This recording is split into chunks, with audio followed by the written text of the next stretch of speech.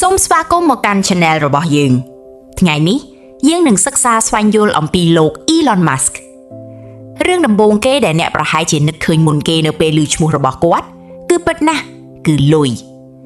ប្រហែលជាមកពីគាត់មិនមែនត្រឹមតែជាអ្នកមានធម្មតានោះទេប៉ុន្តែគាត់គឺជាបុគ្គលដែលបច្ចុប្បន្នមានទ្រព្យសម្បត្តិច្រើនជាងគេបំផុតនៅលើពិភពលោកឬអាចនិយាយបានថាក្នុងប្រវត្តិសាស្ត្រផងក៏សាមញ្ញដែរគាត់មានទ្រព្យសម្បត្តិសរុបជាង440ប៊ីលានឬ44,000 លានដុល្លារនោះជាចំនួនទឹកប្រាក់ដ៏មហាសាលដែលវាគ្រប់គ្រាន់នឹងចែកឲ្យមនុស្សម្នាក់ៗនៅលើពិភពលោកនេះចំនួន$50ហើយនៅសល់រាប់ប៊ីលានដុល្លារទៀតផងតើគាត់ខ្លាចជាអ្នកមានខ្លាំងបែបនេះដោយរបៀបណាមនុស្សជាច្រើនប្រកាសជាគិតថាមកពីការខិតខំប្រឹងប្រែងធ្វើការងារឬដោយសារមានគំនិតច្នៃប្រឌិតដ៏អស្ចារ្យប៉ុន្តែការពិតវាមិនមែនត្រឹមតែការខិតខំឬមានគំនិតល្អប៉ុណ្ណោះទេមនុស្សរាប់លានអ្នកធ្វើការងារធ្ងន់ធ្ងរណាស់ហើយមនុស្សរាប់លានអ្នកទៀតក៏មានគំនិតល្អដែរប៉ុន្តែពួកគេមិនបានក្លាយជាមហាសេដ្ឋីនោះទេមែនទេដូច្នេះតើអ្វីទៅដែលធ្វើឲ្យ Elon Musk ខុសប្លែកពីគេយើងនឹងជជែកអំពីការសម្រេចចិត្តដែលធ្វើឲ្យគាត់ក្លាយជាអ្នកមានស្តុកស្ដាំបែបនេះទោះជាយ៉ាងណារឿងរ៉ាវនេះមិនមែនជារឿងនិយាយតែពីលុយមួយមុខនោះទេវាជារឿងរ៉ាវនៃការស្រឡាញ់អ្វីដែលខ្លួនធ្វើការធ្វើការងារដោយឆ្លាតវៃនិងការហ៊ានប្រថុយប្រឋានដ៏ធំធេងយើងនឹងក្រឡេកមើលថាតើក្មេងប្រុសម្នាក់មកពីប្រទេសអាហ្វ្រិកខាងត្បូងបានក្លាយជាឈ្មោះដែលមនុស្សទូទាំងពិភពលោកស្គាល់ដោយរបៀបណាយើងនឹងស្វែងយល់ពីរបៀបដែលក្រុមហ៊ុនរបស់គាត់ដូចជា Tesla និង SpaceX បានផ្លាស់ប្ដូរពិភពលោកវីដេអូនេះនឹងនាំអ្នកទៅកាន់ដំណើររឿងតាំងពីកុមារភាពរហូតដល់ផែនការដ៏អស្ចារ្យរបស់គាត់សម្រាប់ថ្ងៃអនាគតវាជារឿងរ៉ាវដែលនឹងធ្វើឲ្យអ្នកពិចារណាអំពីអ្វីដែលអាចទៅរួចនិងអាចជួយឲ្យអ្នកហ៊ានស្រមៃឲ្យបានកាន់តែធំជាងមុនវគ្គទី1ជីវិតកាលពីកុមារភាពនៅអាហ្វ្រិកខាងត្បូង Elon Musk កើតនៅក្នុងឆ្នាំ1971នៅទីក្រុងមួយឈ្មោះថា Pretoriaក្នុងប្រទេសអាហ្វ្រិកខាងត្បូងវាជាកន្លែងដ៏ស្រស់ស្អាតមួយប៉ុន្តែក៏ជាកន្លែងដ៏លំបាកមួយសម្រាប់ការលូតលាស់ផងដែរ Elon រស់នៅជាមួយគ្រួសាររបស់គាត់ម្ដាយរបស់គាត់ឈ្មោះម៉ៃគឺជាតារាម៉ូដែលនិងជាអ្នកជំនាញខាងរបបអាហារឪពុករបស់គាត់ឈ្មោះ Errol គឺជាវិស្វករ Elon ក៏មានប្អូនប្រុសម្នាក់ឈ្មោះ Kimball និងប្អូនស្រីម្នាក់ឈ្មោះ Tosca Elon គឺជាក្មេងដែលមានការចង់ដឹងចង់ឃើញខ្លាំងណាស់គាត់ចូលចិត្តសួរដេញដោលហើយចង់ដឹងពីរបៀបដែលវត្ថុផ្សេងៗដំណើរការគាត់ក៏ជាមនុស្សចូលចិត្តអានសៀវភៅខ្លាំងណាស់ដែរដោយគាត់បានអានសៀវភៅជាច្រើនរាប់មិនអស់រួមមានសៀវភៅបែបវិទ្យាសាស្ត្រប្រឌិត Sci-fi សៀវភៅអំពីកុំព្យូទ័រនិងសៀវភៅអំពីការបង្កើតវត្ថុផ្សេងៗគាត់ចូលចិត្តស្រមៃអំពីពិភពលោកថ្មីៗនិងលទ្ធភាពថ្មីៗកាលពីនៅក្មេងElon ចាប់អារម្មណ៍លើកុំព្យូទ័រខ្លាំងណាស់នាសម័យនោះគឺជាដំណាក់កាលដំបូងនៃបច្ចេកវិទ្យាកុំព្យូទ័រហើយមិនសូវមានមនុស្សមានវានៅតាមផ្ទះឡើយប៉ុន្តែ Elon ចង់រៀនសូត្របន្ថែមពីវាគាត់បានស្វ័យសិក្សារៀនដោយខ្លួនឯងនៅរបៀបសរសេរកម្មវិធីកុំព្យូទ័រ Programming ការសរសេរកម្មវិធីគឺដូចជាការផ្ដល់ការណែនាំទៅកាន់កុំព្យូទ័រដើម្បីឲ្យវាធ្វើការងារផ្សេងៗគាត់ធ្វើវាបានយ៉ាងល្អនិងមានដុំពីកំណើតតែម្ដងជីវិតនៅសាលារៀនមិនមែនជាការងាយស្រួលសម្រាប់ Elon នោះទេគាត់ជាក្មេងឆ្លាតប៉ុន្តែមិនសូវចុះសម្រុងនឹងគេឡើយក្មេងៗដទៃទៀតខ្លះមិនសូវល្អដាក់គាត់ទេធ្វើឲ្យគាត់ច្រើនតែនៅម្នាក់ឯងគាត់ចូលចិត្តអានសៀវភៅជាជាងលេងជាមួយក្មេងដទៃវាជាការលំបាកសម្រាប់គាត់ហើយជារឿយគាត់តែងតែរងគ្រោះដោយសារការធ្វើបាប bully ពីមិត្តភ័ក្តិទំនាក់ទំនងរបស់ Elon ជាមួយឪពុកក៏មិនសូវល្អដែរពួកគេមិនសូវយល់ចិត្តគ្នាឡើយដោយមានគំនិតខុសគ្នាចំពោះរឿងរ៉ាវជាច្រើននេះធ្វើឲ្យជីវិតនៅផ្ទះជួបការលំបាកក្នុងពេលខ្លះឪពុករបស់គាត់ជាមនុស្សម៉ឺងម៉ាត់និងទាមទារខ្ពស់គាត់បានដាក់សម្ពាធលើ Elon ខ្លាំងណាស់ដែលនេះមិនមែនជាចំណុចល្អតែងតែសម្រាប់ Elon នោះទេគ្រួសាររបស់ Elon មិនមែនជាអ្នកមានទ្រព្យសម្បត្តិស្តុកស្តម្ភឡើយពួកគេមានលុយកាក់រស់នៅសមរម្យប៉ុន្តែមិនមានលុយសល់ច្រើនសម្រាប់ខ្ចាស់ខ្ជីទេនេះហើយដែលធ្វើឲ្យ Elon គិតគូរពីរបៀបដើម្បីទទួលបានជោគជ័យ គាត់ចង់បង្កើតជីវិតដ៏ល្អប្រសើរមួយសម្រាប់ខ្លួនឯងនិងចង់ធ្វើរឿងរ៉ាវដ៏អស្ចារ្យនៅពេលអ៊ីឡនធំដឹងក្តីគាត់ចាប់ផ្ដើមមានអារម្មណ៍ថាខ្លួនមិនមែនជាផ្នែកមួយនៃប្រទេសអាហ្វ្រិកខាងត្បូងឡើយគាត់ចង់ទៅកន្លែងផ្សេងដែលជាកន្លែងគាត់អាចរៀនសូត្រនិងធ្វើអ្វីៗបានកាន់តែច្រើនគាត់ចាប់ផ្ដើមគិតគូរពីការចាកចេញពីអាហ្វ្រិកខាងត្បូងម្យ៉ាងទៀតប្រទេសអាហ្វ្រិកខាងត្បូងមានច្បាប់តម្រូវឲ្យយុវជនត្រូវចូលបម្រើកងទ័ពប៉ុន្តែអ៊ីឡនមិនចង់ចូលរួមឡើយព្រោះគាត់គិតថាវាមិនត្រឹមត្រូវសម្រាប់គាត់ក៏ចង់ទៅសិក្សានៅបរទេសផងដែរគាត់ដឹងថាគាត់ត្រូវតែចាកចេញពីអាហ្វ្រិកខាងត្បូងដើម្បីដេញតាមក្តីស្រមៃរបស់ខ្លួនគាត់ចង់មានសេរីភាពនៅក្នុងការគិតនិងការបង្កើតថ្មីគាត់ចង់ក្លាយជាវិស្វករនិងជាអ្នកបង្កើតហើយចង់ផ្លាស់ប្ដូរពិភពលោកដូច្នេះនៅពេលមានអាយុ17ឆ្នាំអ៊ីឡនបានធ្វើការសម្រេចចិត្តដ៏ធំមួយគាត់បានសម្រេចចិត្តចាកចេញពីអាហ្វ្រិកខាងត្បូងទៅកាន់ប្រទេសថ្មីមួយដែលនៅឆ្ងាយពីផ្ទះគឺប្រទេសកាណាដាគឺជាការចាប់ផ្ដើមថ្មីសម្រាប់គាត់វាជាកន្លែងដែលគាត់អាចចាប់ផ្ដើមជីវិតថ្មីគាត់មានក្តីរំភើបចំពោះអនាគតនិងត្រៀមខ្លួនរួចជាស្រេចសម្រាប់ការផ្សងព្រេងថ្មីដើម្បីរៀនសូត្រនិងលូតលាស់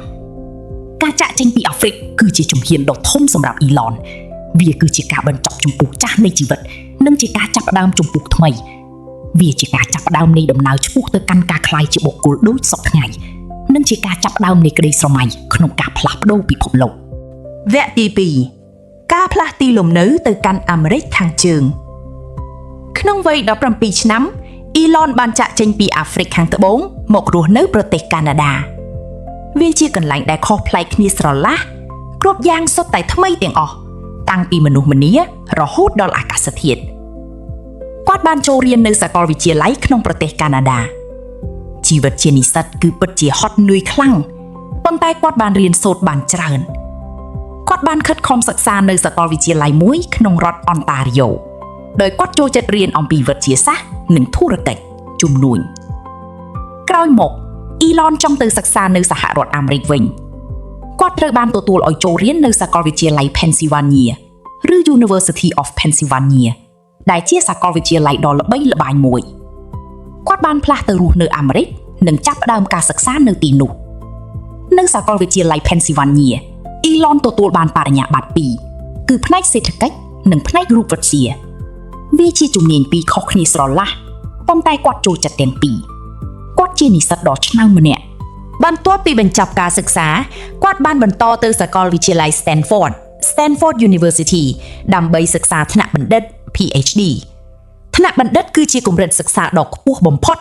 ប៉ុន្តែអ៊ីឡនមិនបានរៀននៅ Stanford បានយូរឡើយគាត់មិនមានចំណាប់អារម្មណ៍ត្រឹមតែការអង្គុយរៀននោះទេគាត់មានគំនិតចង់បង្កើតក្រុមហ៊ុនថ្មីគាត់ចង់ធ្វើសកម្មភាពផ្ទាល់និងធ្វើឲ្យវាលេចចេញជារូបរាងដូច្នេះគាត់ក៏សម្រេចចិត្តបោះបង់ការសិក្សាថ្នាក់បណ្ឌិតដើម្បីទៅបង្កើតក្រុមហ៊ុនផ្ទាល់ខ្លួនគាត់ដឹងថាវាជាការប្រថុយប្រថានដ៏ធំប៉ុន្តែគាត់ត្រៀមខ្លួនរួចជាស្រេចដើម្បីសាកល្បងព្រោះគាត់ជឿជាក់លើគំនិតរបស់ខ្លួនហើយនេះគឺជាការចាប់ផ្ដើមនៃការផ្សងព្រេងថ្មីដើម្បីធ្វើឲ្យគំនិតរបស់គាត់คล้ายជាការពិតវគ្គទី3ក្រុមហ៊ុនដំបូងZip2 និង X.com បន្ទាប់ពីឈប់រៀននៅអាមេរិកអ៊ីឡនមិនចង់ធ្វើការឲ្យអ្នកដទៃឡើយគាត់មានគំនិតធំធេងនិងចង់បង្កើតក្រុមហ៊ុនផ្ទាល់ខ្លួនទម្រង់ធំដំបូងរបស់គាត់គឺ Zip2 គាត់បានបង្កើតក្រុមហ៊ុន Zip2 នេះឡើងជាមួយប្អូនប្រុសរបស់គាត់គឺ Kimball Zip2 គឺជាក្រុមហ៊ុនផលិតកម្មវិធីកុំព្យូទ័រសម្រាប់ណែនាំផ្លូវនិងទីក្រុងតាមប្រព័ន្ធអនឡាញ Online City Guides សូមស្រមៃមើលផែនទីទីក្រុងមួយប៉ុន្តែវាស្ថិតនៅលើកុំព្យូទ័រអាជីវកម្មផ្សេងៗអាចបង់ប្រាក់ដើម្បីមានឈ្មោះនៅលើផែនទីនោះដើម្បីឲ្យមនុស្សងាយស្រួលស្វែងរកពួកគេនេះជាគំនិតថ្មីស្រឡាងមួយក្នុងទសវត្សរ៍ឆ្នាំ1990ដែលជាពេលដែលអ៊ីនធឺណិតទើបតែចាប់ផ្ដើមពេញនិយមការចាប់ផ្ដើម Zip2 គឺជាការងារដ៏លំបាកខ្លាំងអ៊ីឡននិង Kimball មិនសូវមានលុយកាក់ទេពួកគេធ្វើការរាប់ម៉ោងនិងជួបប្រទះបញ្ហាជាច្រើនជារាវពួកគេមិនមានលុយគ្រប់គ្រាន់ដើម្បីបង់ថ្លៃទឹកថ្លៃភ្លើងឡើយប៉ុន្តែពួកគេនៅតែបន្តទៅមុខព្រោះពួកគេជឿជាក់លើគំនិតរបស់ខ្លួនសំ Zip2 ចាប់ផ្ដើមដំណើរការបានល្អអាជីវកម្មកាន់តែច្រើនឡើងចង់មានឈ្មោះនៅលើផែនទីអនឡាញរបស់ពួកគេ ហើយពួកគេក៏ចាប់ផ្ដើមរកចំណូលបានបន្ទាប់មកនៅក្នុងឆ្នាំ1999ក្រុមហ៊ុនខ្នាតយក្សមួយឈ្មោះថា Compaq បានទិញយក Zip2 ក្នុងតម្លៃទឹកប្រាក់យ៉ាងច្រើនសន្ធឹកសន្ធាប់ Elon បានថ្វាយជាមហាសេដ្ឋីប្រាក់លាននេះជាជោគជ័យដ៏ធំដំបូងសម្រាប់គាត់ប៉ុន្តែ Elon មិនបានបញ្ឈប់ត្រឹមនឹងទេគាត់មានគំនិតផ្សេងទៀតដែលចង់សាកល្បងគាត់បានបង្កើតក្រុមហ៊ុនថ្មីមួយទៀតឈ្មោះថា X.com X.com គឺជាក្រុមហ៊ុនសម្រាប់សេវាកម្មធនាគារអនឡាញនិងការទូទាត់ប្រាក់តាមអ៊ីមែលវាមានន័យថាមនុស្សអាចផ្ញើលុយឲ្យគ្នាទៅវិញទៅមកតាមអនឡាញដោយប្រើកុំព្យូទ័រនេះក៏ជាគំនិតថ្មីស្រឡាងមួយដែរនាពេលនោះ X.com ជាគំនិតដ៏ល្អប៉ុន្តែវាមិនមែនជាក្រុមហ៊ុនតែមួយគត់ដែលធ្វើបែបនេះទេមានក្រុមហ៊ុនមួយទៀតឈ្មោះថា Confinity ក៏កំពុងធ្វើអ្វីដែលស្រដៀងគ្នានេះដែរដូច្នេះក្រុមហ៊ុនទាំងពីរបានសម្រេចចិត្តរួមបញ្ចូលគ្នាដើម្បីក្លាយជាក្រុមហ៊ុនតែមួយក្រុមហ៊ុនថ្មីដែលបញ្ចូលគ្នានេះត្រូវបានគេដាក់ឈ្មោះថា PayPal បានក្លាយជាក្រុមហ៊ុនដ៏ពេញនិយមបំផុតមនុស្សជាច្រើនបានប្រើប្រាស់វាដើម្បីផ្ញើនិងទទួលប្រាក់តាមអនឡាញព្រោះវាមានភាពងាយស្រួលនិងរហ័សបន្ទាប់មកនៅក្នុងឆ្នាំ2002ក្រុមហ៊ុនលក់ទំនិញអនឡាញដ៏ធំមួយឈ្មោះថា eBay បានទិញយក PayPal ក្នុងតម្លៃកាន់តែច្រើនសន្ធឹកសន្ធាប់នេះជាជោគជ័យដ៏ធំមួយទៀតសម្រាប់ Elon ជាមួយនឹងប្រាក់ដែលទទួលបានពី Zip2 និង PayPal ពេលនេះ Elon បានក្លាយជាអ្នកមានទ្រព្យសម្បត្តិស្តុកស្តម្ភខ្លាំងណាស់ប៉ុន្តែគាត់មិនមានចំណាប់អារម្មណ៍ត្រឹមតែការមានលុយនោះទេគាត់ចង់ធ្វើរឿងដែលកាន់តែធំជាងនេះទៅទៀតគាត់ចង់ផ្លាស់ប្ដូរពិភពលោកគាត់ត្រៀមខ្លួនរួចជាស្រេចដើម្បីចាប់ផ្ដើមគម្រោងធំបន្ទាប់ដោយគាត់មានគំនិតអំពីលំហអាកាសនិងរថយន្តហើយគាត់ត្រៀមខ្លួនរួចជាស្រេចដើម្បីធ្វើឲ្យវាលេចចេញជារូបរាងវគ្គទី4 SpaceX នឹងដំណើរឆ្ពោះទៅកាន់ភពអង្គារបន្ទាប់ពីលក់ PayPal រួច Elon Musk មានលុយយ៉ាងច្រើនប៉ុន្តែគាត់មិនចង់សម្រាកលំហែកាយឡើយគាត់មានក្តីស្រមៃដ៏ធំមួយគឺការធ្វើដំណើរទៅលំហអាកាសនិងការទៅរស់នៅលើភពដទៃនៅក្នុងឆ្នាំ2002គាត់បានបង្កើតក្រុមហ៊ុនថ្មីមួយឈ្មោះថា SpaceX មានលក្ខណៈខុសប្លែកពីក្រុមហ៊ុនមុនរបស់គាត់វាជាក្រុមហ៊ុនបង្កើតគ្រាប់រ៉ុកែតនិងយានអវកាស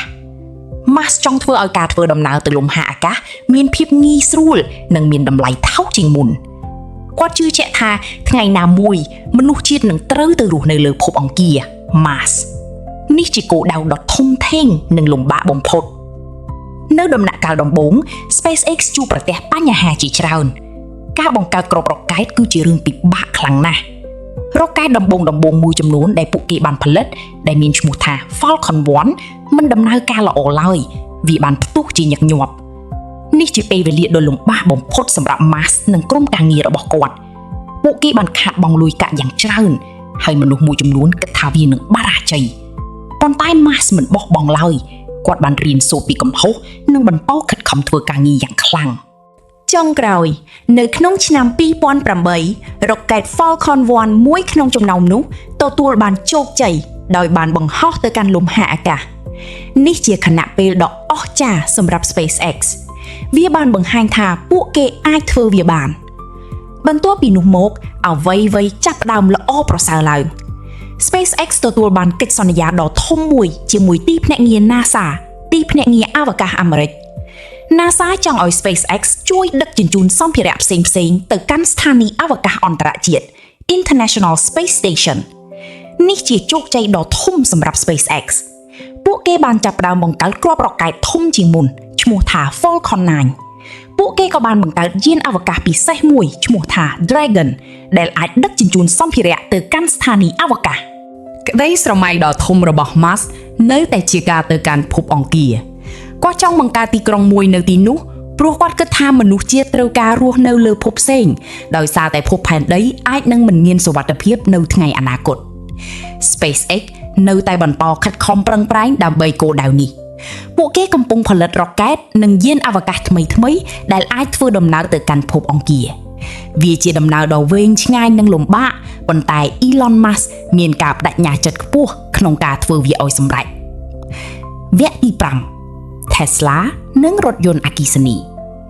បន្ទាប់ពីចាប់ផ្ដើម SpaceX Elon មានគំនិតធំមួយទៀតគាត់ចង់ជួយពិភពលោកឲ្យកាត់បន្ថយការប្រើប្រាស់ប្រេងកាតនិងហ្គាស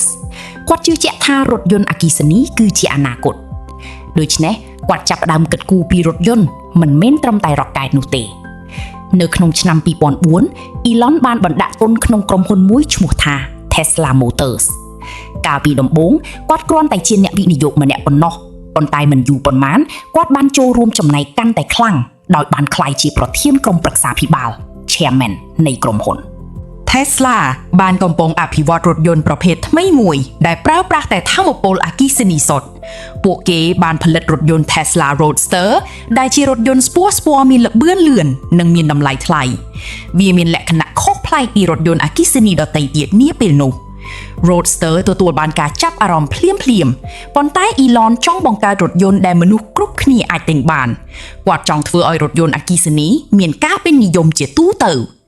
ដូច្នេះ Tesla បានចាប់ផ្ដើមអភិវឌ្ឍរថយន្តថ្មីមួយទៀតឈ្មោះថា Model S វាជារថយន្តគ្រួសារខ្នាតធំ Sedan ដែលអាចបើកបរបានចម្ងាយឆ្ងាយជាងរថយន្ត Roadster Model S ទទួលបានជោគជ័យយ៉ាងខ្លាំងហើយមនុស្សម្នាចូលចិត្តវាខ្លាំងណាស់បន្ទាប់ពីជោគជ័យនៃ Model S Elon បានក្លាយជានាយកប្រតិបត្តិ CEO នៃក្រុមហ៊ុន Tesla នេះមានន័យថាគាត់ជាអ្នកគ្រប់គ្រងក្រុមហ៊ុនទាំងមូលការធ្វើជា CEO គឺជាការងារដ៏ហត់នឿយខ្លាំងណាស់ Tesla ជួបប្រទះបញ្ហាក្នុងការផលិតរថយន្តឲ្យបានគ្រប់គ្រាន់វាពិតជាពិបាកក្នុងការដំឡើងវាឲ្យបានលឿននិងរក្សាគុណភាពឲ្យបានខ្ពស់មានបញ្ហាប្រឈមជាច្រើនប៉ុន្តែ Elon បានខិតខំប្រឹងប្រែងយ៉ាងខ្លាំងដើម្បីដោះស្រាយវា Tesla នៅតែបន្តរីកចម្រើនពួកគេបានផលិត model ថ្មីបន្ថែមទៀតរួមមាន Model X ដែលជារថយន្ត SUV គ្រួសារខ្នាតធំបន្ទាប់មកគឺ Model 3ដែលជារថយន្តមានតម្លៃសមរម្យសម្រាប់មនុស្សទូទៅនិងក្រោយនោះទៀតគឺ Model Y ដែលជារថយន្ត SUV ធុនតូចស្រដៀងនឹង Model 3ដែរដើម្បីផលិតរថយន្តទាំងអស់នេះ Tesla ត្រូវការរោងចក្រខ្នាតយក្សពួកគេបានសាងសង់រោងចក្រពិសេសហៅថា Gigafactoriesរោងចក្រទាំងនេះមានទំហំធំសម្បើមណាស់ដែលមិនត្រឹមតែផលិតរថយន្តប៉ុណ្ណោះទេប៉ុន្តែក៏ផលិតអាគុយថាមពលសម្រាប់រថយន្តផងដែរគោលដៅរបស់ Elon គឺតែងតែធំជាងការផលិតរថយន្តធម្មតាគាត់ចង់ជួយពិភពលោកឲ្យប្រើប្រាស់ថាមពលស្អាតគាត់ចង់ធ្វើឲ្យរថយន្តអគ្គិសនីក្លាយជារឿងធម្មតាដើម្បីកុំឲ្យមនុស្សប្រើប្រាស់រថយន្តដើរដោយសាំងឬម៉ាស៊ូតទៀតគាត់ចង់ជួយពិភពលោកឲ្យបញ្ឈប់ការប្រើប្រាស់ឥន្ធនៈហ្វូស៊ីលនេះហើយជាមូលហេតុដែលគាត់តែងតែនិយាយថាបេសកកម្មរបស់ Tesla គឺការជំរុញការផ្លាស់ប្ដូររបស់ពិភពលោកទៅកាន់ថាមពលប្រកបដោយនិរន្តរភាពគាត់ជឿជាក់ថារថយន្តអគ្គិសនីគឺជាផ្នែកមួយដ៏ធំនៃអនាគតដ៏ស្អាតស្អំនិងល្អប្រសើរជាងមុនវគ្គទី6ក្រុមហ៊ុនផ្សេងទៀត Elon Musk គឺជាមនុស្សដែលរវល់ខ្លាំងណាស់គាត់មិនមែនធ្វើការតែលើរ៉ុកកែតនិងរថយន្តអគ្គិសនីនោះទេគាត់ក៏បានបង្កើតក្រុមហ៊ុនផ្សេងទៀតដើម្បីដោះស្រាយបញ្ហាផ្សេងគ្នានៅលើពិភពលោកក្រុមហ៊ុនទាំងនេះបង្ហាញថាគាត់ចង់ជួយមនុស្សតាមរាប់រៀបវិធី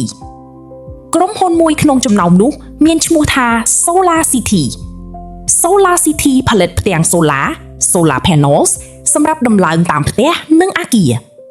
ផ្ទាំង Solar ប្រើប្រាស់ពន្លឺព្រះអាទិត្យដើម្បីបង្កើតជាថាមពលអគ្គិសនីនេះជាវិធីសាស្ត្រដ៏ស្អាតក្នុងការបង្កើតថាមពលនិងជួយដល់បរិស្ថានក្រោយមកក្រុមហ៊ុន Tesla បានទិញយក Solar City ពេលនេះ Tesla ក៏មានលក់ផ្ទាំង Solar និងអាគុយផ្ទុកថាមពលសម្រាប់តាមផ្ទះផងដែរដែលមានន័យថាមនុស្សអាចប្រើប្រាស់ពន្លឺព្រះអាទិត្យដើម្បីផ្ដល់ថាមពលដល់រថយន្តនិងផ្ទះរបស់ពួកគេក្រុមហ៊ុនដ៏គួរឲ្យចាប់អារម្មណ៍មួយទៀតគឺ The Boring Company ក្រុមហ៊ុននេះចង់សាងសង់ផ្លូវទូមក្រោមដី Tunnels នៅក្រោមទីក្រុងនានា Elon Musk គិតថាផ្លូវក្រោមដីអាចជួយដោះស្រាយបញ្ហាកកស្ទះចរាចរណ៍បាន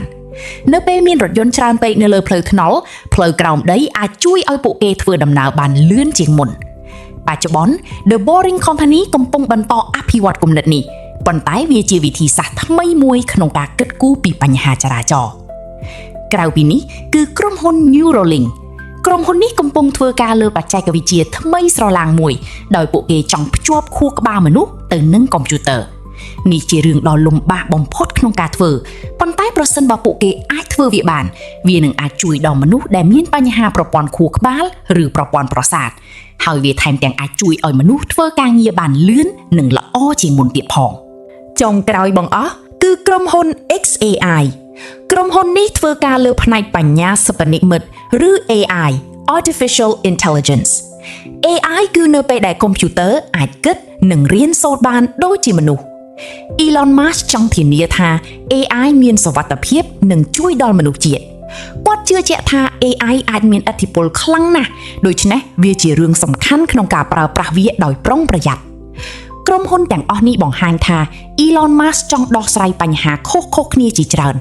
គាត់មិនខ្លាចក្នុងការសាកល្បងអ្វីដែលថ្មីនោះទេទោះបីជាវាលំបាកខ្លាំងយ៉ាងណាក៏ដោយគាត់ចង់ធ្វើឲ្យពិភពលោកកាន់តែប្រសើរឡើងដោយប្រើប្រាស់បច្ចេកវិទ្យាគាត់ជាមនុស្សដែលមានមហិច្ឆតាខ្ពស់និងតែងតែមានគំនិតថ្មីៗជានិច្ចវគ្គទី7អាចកំបាំងនៃលុយកាក់បច្ចុប្បន្ន Elon Musk គឺជាបុគ្គលដែលរវល់និងមានទ្រព្យសម្បត្តិច្រើនជាងគេបំផុតនៅលើពិភពលោកប៉ុន្តែភាពមានបានរបស់គាត់មិនមែនបានមកដោយលឿនឬងាយស្រួលនោះទេនៅពេល Musk លក់ក្រុមហ៊ុនដំបូងរបស់គាត់គឺ Zip2 និង PayPal គាត់ទទួលបានប្រាក់រាប់លានដុល្លារជំនួសឲ្យការយកលុយទាំងនោះទៅទិញរថយន្តថ្លៃៗឬវីឡាស្កឹមស្កៃគាត់បានយកលុយស្ទើរតែទាំងអស់ទៅបង្កើតគម្រោងថ្មីៗជាឧទាហរណ៍គាត់បានដាក់ទុនផ្ទាល់ខ្លួនទៅក្នុង SpaceX និង Tesla នៅពេលដែលក្រុមហ៊ុនទាំងពីរជួបប្រទះការលំបាកខ្លាំងមនុស្សជាច្រើនគិតថាការវិនិយោគលើរ៉ុកែតឬរថយន្តអគ្គិសនីគឺវាប្រថុយប្រថានពេកប៉ុន្តែ Musk ជឿជាក់ថាគំនិតទាំងនេះអាចផ្លាស់ប្ដូរពិភពលោកទោះបីជារ៉ុកែតដំបូងរបស់ SpaceX បានផ្ទុះហើយ Tesla ជួបបញ្ហាក្នុងការផលិតក៏ដោយក៏គាត់នៅតែបន្តវិនិយោគពេលវេលានិងលុយកាក់គាត់ធ្លាប់បាននិយាយថាប្រសិនបើខ្ញុំត្រូវបរាជ័យខ្ញុំចង់បរាជ័យក្នុងការធ្វើអ្វីមួយដែលសំខាន់ការសម្រេចចិត្តអាជីវកម្មរបស់ Musk ច្រើនតែមើលទៅប្លែកខុសពីគេកាលពីដំបូងនៅពេលគាត់ចាប់ផ្ដើម Tesla ក្រុមហ៊ុនរថយន្តភាគច្រើនគិតថារថយន្តអគ្គិសនី EV មិនអាចរកប្រាក់ចំណេញបានទេប៉ុន្តែ Musk បានផ្ដោតលើការធ្វើឲ្យរថយន្ត EV មានល្បឿនលឿនស្រស់ស្អាតនិងគួរឲ្យចង់បើកបរគាត់បានបង្ហាញពិភពលោកថារថយន្តអគ្គិសនីអាចល្អជាងរថយន្តដើរដោយសាំងដូចគ្នានេះដែរនៅ SpaceX គាត់ចង់បង្កើតគ្រាប់រ៉ុកែតដែលអាចប្រើប្រាស់ឡើងវិញបាន reusable rockets ពួកអ្នកជំនាញធ្លាប់បានសើចំអកចំពោះគំនិតនេះនិងគិតថាគាត់នឹងជួបបញ្ហាច្រើនប៉ុន្តែរ៉ុកែតដែលអាចប្រើឡើងវិញបាននេះបានជួយកាត់បន្ថយថ្លៃដើមយ៉ាងច្រើនការសម្រេចចិត្តដ៏សំខាន់និងលំបាកទាំងនេះហើយដែលធ្វើឲ្យ Tesla និង SpaceX ក្លាយជាអ្នកដឹកនាំក្នុងវិស័យរបស់ពួកគេគន្លឹះមួយទៀតនៃជោគជ័យរបស់ Musk គឺការផ្ដោតលើអនាគតខណៈពេលដែលក្រុមហ៊ុនជាច្រើនបារម្ភតែពីប្រាក់ចំណេញរយៈពេលខ្លី Musk បានចំណាយពេលរាប់ឆ្នាំឬរាប់ទសវត្សរ៍ក្នុងការរៀបចំផែនការជាឧទាហរណ៍រោងចក្ររបស់ Tesla ត្រូវបានសាងសង់ឡើងដើម្បីផលិតអាគុយនិងរថយន្តក្នុងទ្រង់ទ្រាយធំសម្បើមកាលពីដំបូងការសាងសង់រោងចក្រធំៗបែបនេះគឺពិតជាមានតម្លៃថ្លៃនិងលំបាកខ្លាំងណាស់ប៉ុន្តែសប្តាហ៍ថ្ងៃនេះវាបានជួយឲ្យ Tesla លក់រថយន្តបានច្រើនជាងក្រុមហ៊ុន EV ដទៃទៀតនៅលើពិភពលោកចក្ខុវិស័យរយៈពេលវែងរបស់ Musk ក៏រួមបញ្ចូលទាំងគោលដៅដូចជាការបង្កើតអាណានិគមនៅលើភពអង្គារជាមួយ SpaceX ឬការបង្កើតដំណោះស្រាយថាមពលស្អាតជាមួយ Solar City ផងដែរគាត់ជឿជាក់ថាការដោះស្រាយបញ្ហាធំៗត្រូវចំណាយពេលហើយគាត់ត្រៀមខ្លួនរួចជាស្រេចក្នុងការរង់ចាំលទ្ធផលការបង្កើតថ្មីគឺជាបេះដូងនៃក្រុមហ៊ុនរបស់ Muskគាត់ចង់ឲ្យវិស្វកររបស់គាត់សាកល្បងគំនិតថ្មីៗទោះបីជាពួកគេត្រូវបរាជ័យជាច្រើនដងក៏ដោយជាឧទាហរណ៍ក្រុមការងាររបស់ SpaceX បានធ្វើតេស្តរ៉ុកែតម្ដងហើយម្ដងទៀតដោយរៀនសូត្រពីការផ្ទុះនីមួយៗរហូតទាល់តែពួកគេទទួលបានជោគជ័យនៅ Tesla បុគ្គលិកបានស្វែងរកវិធីច្នៃប្រឌិតដើម្បីពន្លឿនការផលិតរថយន្តបន្ទាប់ពីមានការយឺតយ៉ាវនៅដំណាក់កាលដំបូង Musk តែងតែនិយាយថាការបរាជ័យគឺជាជម្រើសមួយនៅទីនេះប្រសិនបើអ្វីមិនបរាជ័យទេមានន័យថាអ្នកមិនទាន់បានបង្កើតថ្មីគ្រប់គ្រាន់ឡើយផ្នត់គំនិតនេះបានជួយឲ្យក្រុមការងាររបស់គាត់ដោះស្រាយបញ្ហាដែលអ្នកដទៃគិតថាមិនអាចទៅរួចក្រុមហ៊ុនរបស់ Musk ក៏បានផ្លាស់ប្ដូរឧស្សាហកម្មទាំងមូលផងដែរមុនពេលមាន Tesla រថយន្តអគ្គិសនីត្រូវបានគេមើលឃើញថាជាឡានយឺតនិងគួរឲ្យធុញឥឡូវនេះក្រុមហ៊ុនរថយន្តស្ទើរតែទាំងអស់កំពុងប្រជែងគ្នាផលិតរថយន្ត EV រ៉ុកែតដែលអាចប្រើឡើងវិញបានរបស់ SpaceX បានបង្ខំឲ្យក្រុមហ៊ុនអវកាសដទៃទៀតត្រូវបញ្ចុះតម្លៃនិងអភិវឌ្ឍបច្ចេកវិទ្យារបស់ពួកគេតាមរយៈការបង្កើតផលិតផលដែលមនុស្សចង់បាននិងត្រូវការអាជីវកម្មរបស់ Musk បានកើនឡើងតម្លៃយ៉ាងមហាសាល នៅពេលដែលតម្លៃភាគហ៊ុនរបស់ Tesla ឬ SpaceX កើនឡើងទ្រព្យសម្បត្តិរបស់ Musk ក៏កើនឡើងតាមនឹងដែរមានមេរៀនសំខាន់ដែលត្រូវរៀនសូត្រពីដំណើរជីវិតរបស់ Musk ទី1គាត់គិតធំជាងមនុស្សភាគច្រើនខណៈពេលដែលអ្នកដទៃផ្ដោតលើគោលដៅតូចតាច Musk ស្រមៃចង់បញ្ជូនមនុស្សទៅភពអង្គារឬជំនួសឥន្ធនៈ fossil ដូចជាប្រេងឬ gas ទី2គាត់ហ៊ានប្រថុយប្រឋានទោះបីជាភាគរយនៃការបរាជ័យមានខ្ពស់ក៏ដោយជាឧទាហរណ៍គាត់បានចំណាយលុយចុងក្រោយរបស់គាត់ទៅលើ SpaceX នៅពេលដែលក្រុមហ៊ុនមានរ៉ុកែតសល់តែមួយគ្រាប់ចុងក្រោយសម្រាប់ការសាក់លបងទី3គាត់វិនិយោគលើដំណោះស្រាយដែលអាចចំណាយពេលរាប់ឆ្នាំទើបដំណើរការដូចជាការសាងសង់រោងចក្រអាគុយខ្នាតយក្សចុងក្រោយ Musk ធ្វើការងារធ្ងន់ធ្ងរជាង CEO ភាគច្រើនដោយជារួយគាត់តែងតែគេងនៅការិយាល័យដើម្បីដោះស្រាយបញ្ហាទ្រព្យសម្បត្តិរបស់ Musk មិនមែនត្រឹមតែជារឿងលុយកាក់នោះទេគាត់ចាត់ទុកលុយជាឧបករណ៍មួយដើម្បីដោះស្រាយបញ្ហាធំនិងកែលម្អជីវិតរស់នៅលើផែនដីនិងលើពីនេះជោគជ័យរបស់គាត់បានមកពីការជឿជាក់លើគំនិតរបស់ខ្លួនទោះបីជាអ្នកដទៃមានការសង្ស័យលើគាត់ក៏ដោយហើយមិនដែលបោះបង់ចក្ខុវិស័យរបស់ខ្លួនឡើយដោយដែលគាត់ធ្លាប់បាននិយាយថាការស៊ូទ្រាំគឺជារឿងសំខាន់ណាស់អ្នកមិនគួរលះបង់ឡើយលុះត្រាតែអ្នកត្រូវបានគេបង្ខំឲ្យលះបង់សម្រាប់ Musk អត្ថកំបាំងនៃលុយគឺការប្រើប្រាស់វាដើម្បីបង្កើតអនាគតដែលអ្នកដទៃមិនទាន់អាចសម័យឃើញនៅឡើយវគ្គទី8ជីវិតផ្ទាល់ខ្លួនការខ្លាយជាអ្នកមានស្តុកស្តម្ភបែបនេះបានផ្លាស់ប្ដូររឿងរ៉ាវខ្លះៗនៅក្នុងជីវិតរបស់គាត់ប៉ុន្តែវាមិនបានផ្លាស់ប្ដូរច្រើនដោយដែលអ្នកគិតនោះទេគាត់នៅតែបន្តធ្វើការងារយ៉ាងខ្លាំងក្លាដដែលគាត់កាន់តែមានឈ្មោះបោះសម្លេងនិងល្បីល្បាញខ្លាំងឡើងមនុស្សម្នាបានឃើញគាត់នៅលើកញ្ចក់ទូរទស្សន៍ផ្ដល់កិច្ចសម្ភាសន៍និងនិយាយអំពីក្រុមហ៊ុនរបស់គាត់ថែមទាំងបានចូលរួមក្នុងកម្មវិធីកំប្លែងទៀតផងគាត់បានចាប់ផ្ដើមក្លាយជាផ្នែកមួយនៃវប្បធម៌ពេញនិយមមនុស្សនិយាយពីគាត់ច្រើនហើយមនុស្សជាច្រើនស្គាល់ឈ្មោះរបស់គាត់ទោះបីជាពួកគេមិនដឹងពីព័ត៌មានលម្អិតនៃការងាររបស់គាត់ទាំងអស់ក៏ដោយ Musk ត្រូវបានគេស្គាល់ថាជាមនុស្សដែលមានគំនិតធំគាត់ជឿជាក់លើការហ៊ានប្រថុយប្រឋាននិងការធ្វើអ្វីដែលមនុស្សដទៃគិតថាមិនអាចទៅរួចគាត់ចង់ដោះស្រាយបញ្ហាធំដូចជាការប្រែប្រួលអាកាសធាតុនិងលទ្ធភាពនៃការរស់នៅរបស់មនុស្សនៅលើភពផ្សេងគាត់មានថាមពលខ្លាំងក្លានិងមិនងាយបោះបង់ឡើយជីវិតការងាររបស់គាត់គឺពិតជាតានតឹងខ្លាំងណាស់គាត់ច្រើនតែធ្វើការងាររាប់ម៉ោងនិងរំពឹងចង់បានបែបនោះពីបុគ្គលិករបស់គាត់ដូចគ្នាគាត់ចូលចិត្តចូលរួមដឹងឮគ្រប់ព័ត៌មានលម្អិតនៃក្រុមហ៊ុនរបស់គាត់វាអាចជារឿងពិបាកសម្រាប់គាត់ក្នុងការស្វែងរកតុល្យភាពដ៏ល្អរវាងការងារនិងពេលវេលាផ្ទាល់ខ្លួនព្រោះគាត់មានកាលវិភាគការងារដែលមមាញឹកខ្លាំងការមានឈ្មោះល្បីល្បាញក៏មានបញ្ហាប្រឈមរបស់វាដែរមនុស្សជារឿយតែងតែសរសេរព័ត៌មានអំពីគាត់ហើយមិនមែនសុទ្ធតែក្នុងន័យល្អជានិច្ចនោះទេមនុស្សមួយចំនួនកោតសរសើរគាត់ប៉ុន្តែអ្នកខ្លះទៀតក៏រិះគន់គាត់ខ្លាំងដែរវាជារឿងពិបាកសម្រាប់បុគ្គលម្នាក់ក្នុងការស្ថិតនៅក្រោមក្រសែភ្នែករបស់សាធារណជនខ្លាំងបែបនេះ Musk ត្រូវរៀនសូត្រពីរបៀបដោះស្រាយជាមួយនឹងការចាប់អារម្មណ៍ទាំងអស់នេះគាត់ក៏ជាមនុស្សសកម្មខ្លាំងនៅលើបណ្ដាញសង្គមផងដែរដែលពេលខ្លះធ្វើឲ្យមានការជជែកវែកញែកឬទាស់សម្ដីគ្នាគាត់មានជីវិតផ្ទាល់ខ្លួនដ៏ស្មុគស្មាញមួយគាត់ធ្លាប់ឆ្លងកាត់ការរៀបការជាច្រើនលើកនិងមានកូនជាច្រើននាក់គាត់ព្យាយាមចំណាយពេលជាមួយគ្រួសារប៉ុន្តែវាអាចជារឿងពិបាកនៅពេលដែលគាត់មានទំនួលខុសត្រូវការងារច្រើនបែបនេះទោះបីជាគាត់មានទ្រព្យសម្បត្តិស្តុកស្តម្ភនិងល្បីឡើងខ្លាំងយ៉ាងណាក៏ដោយក៏ Elon Musk នៅតែផ្ដោតលើគោលដៅរបស់ខ្លួនដដែលគាត់នៅតែមានការបដិញ្ញាចិត្តក្នុងការផ្លាស់ប្ដូរពិភពលោកគាត់រស់នៅក្នុងជីវិតដ៏មមាញឹកដោយព្យាយាមសម្រេចរឿងរ៉ាវធំគាត់ព្យាយាមរក្សាភាពស្មោះត្រង់ចំពោះជំនឿរបស់ខ្លួនការរក្សាតុល្យភាពរវាងការងារដ៏តានតឹងនិងជីវិតផ្ទាល់ខ្លួននៅតែជាបញ្ហាប្រឈមសម្រាប់គាត់វគ្គទី9ការទិញយក Twitter ថ្ងៃមួយ Elon Musk បានធ្វើឲ្យមានការភ្ញាក់ផ្អើលយ៉ាងខ្លាំងតាមរយៈការដេញថ្លៃទិញយកក្រុមហ៊ុន Twitter ដែលជាបណ្ដាញសង្គមដ៏ល្បីល្បាញមួយដែលមនុស្សជាច្រើនប្រើប្រាស់ដើម្បីចែករំលែកមតិយោបល់និងព័ត៌មានវាជាការភ្ញាក់ផ្អើលដ៏ធំព្រោះវាមិនមានភាពច្បាស់លាស់ថាមូលហេតុអ្វីបានជាគាត់ចង់ទិញវានោះទេ Twitter គឺជាក្រុមហ៊ុនដែលល្បីល្បាញនិងពេញនិយមរួចទៅហើយការដេញថ្លៃនោះគឺមានតម្លៃទឹកប្រាក់យ៉ាងច្រើនសន្ធឹកសន្ធាប់ក កាលពីដំបូងមើលទៅហាក់ដូចជាកិច្ចព្រមព្រៀងនេះប្រហែលជានឹងមិនអាចកើតឡើងនោះទេប៉ុន្តែបន្ទាប់ពីចំណាយពេលមួយសហសវត្សរ៍ភាគីខាង Twitter បានយល់ព្រមលក់ក្រុមហ៊ុនទៅឲ្យ Elon នេះជាព្រឹត្តិការណ៍ដ៏ធំមួយព្រោះវាមានន័យថាបុគ្គលដែលមានឥទ្ធិពលម្នាក់ពេលនេះបានក្លាយជាម្ចាស់កម្មសិទ្ធិនៃបណ្ដាញសង្គមដ៏សំខាន់បំផុតមួយដែលជាកន្លែងមនុស្សជជែកគ្នានិងចែករំលែកគំនិត